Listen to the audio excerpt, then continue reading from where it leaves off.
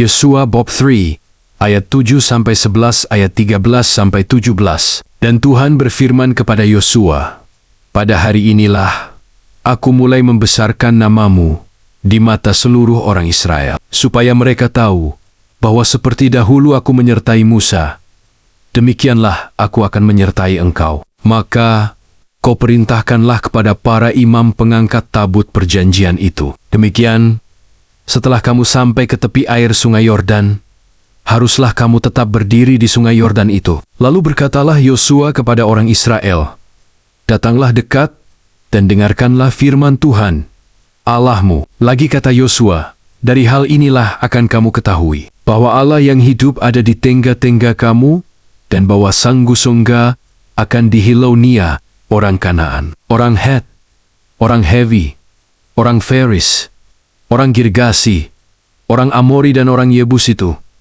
dari depan kamu.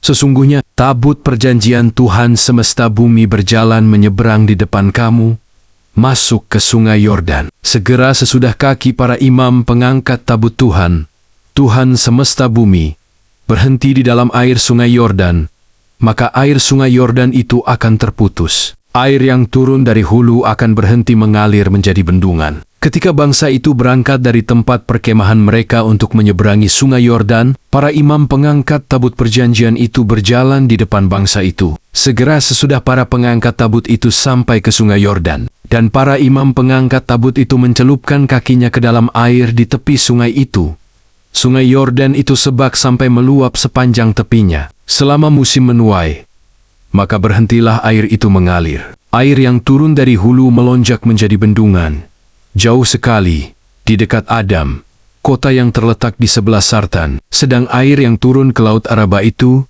yakni Laut Asin, terputus sama sekali. Lalu menyeberanglah bangsa itu di tentangan Yerikho. Tetapi para imam pengangkat tabut perjanjian Tuhan itu tetap berdiri di tanah yang kering, di tengah-tengah sungai Yordan, sedang seluruh bangsa Israel menyeberang di tanah yang kering, sampai seluruh bangsa itu selesai menyeberangi sungai Yordan. Setelah Yesus selesai dengan pengajarannya itu, berangkatlah ia dari Galilea dan tiba di daerah Yudea yang di seberang sungai Yordan.